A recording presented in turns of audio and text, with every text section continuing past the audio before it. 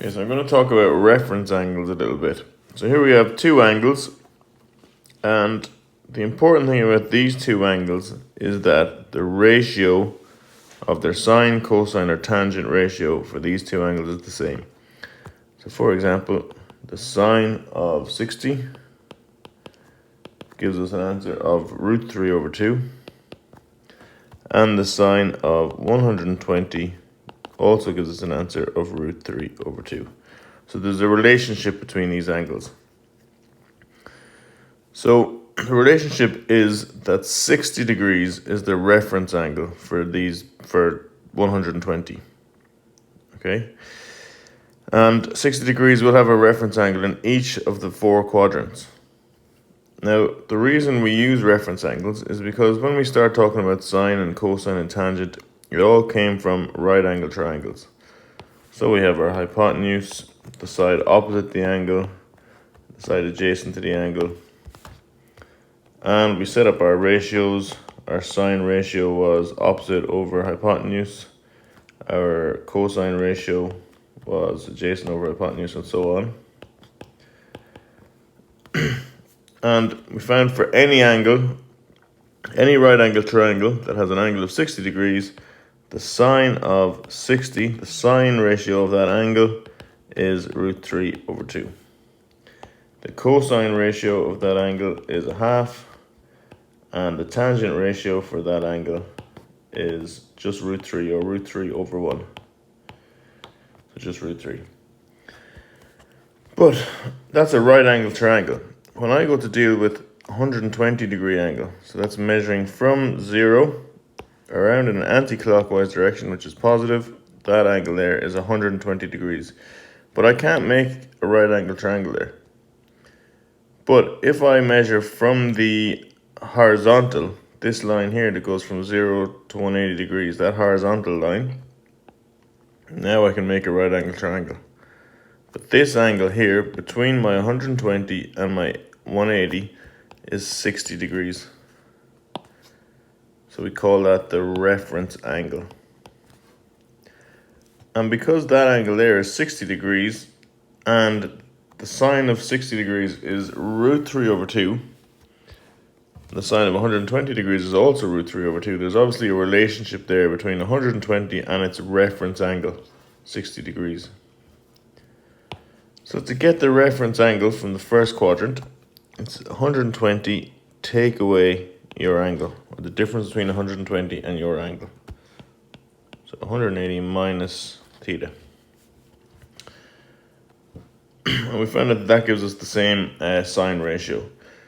Now let's look at some other angles, okay? Again, we want to make a right angle triangle. So coming around here is not a right angle triangle. Even if we go back there, it's not. But if we come up to our horizontal again, 180, again we get the reference angle.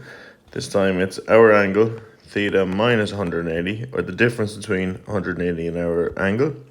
The difference between 180 and 240 is 60 degrees again. And again, the sine of 60 degrees is root 3 over 2. And if we check the sine of 240 degrees, we also get root 3 over 2, but this time it's negative. And we also have another angle, let's say 300 degrees. This time to make a right angle, we want to measure up to the 0 or 360 line, up to here. And again, the difference there, so 360 minus our angle gives us 60 degrees. So again, it's a reference angle of 60 degrees. So we always reference it back to quadrant 1 because that's where we get our acute angle for our right angle triangle. Okay, so 60 degrees is a quadrant 1 angle. And the sine of 300 degrees is again root 3 over 2, but again it's negative. Okay, so we see here that we get a positive answer in quadrant 1. We get a negative answer in quadrant 2. We get a positive answer in quadrant 2, a negative answer in quadrant 3, and a negative answer in quadrant 4. Let's quickly check all the other ratios. So let's look at the cosine of 60 degrees, which we said was a half. Now the cosine of 120 is negative a half. Cosine of 240 is also negative a half. And the cosine of 300 is positive a half. And finally the tan of 60, as we did in our right angle triangle, is root 3. So that's positive as well. Sorry, the cosine was positive there. Just fill in all these symbols here. That's negative and positive for cosine. And the tan, we have positive there. Tan 120 is negative root 3, so that's negative. We've got tan of 240 is just root 3, so that's positive there. And in this quadrant, 300 is negative root 3. So again, that's negative.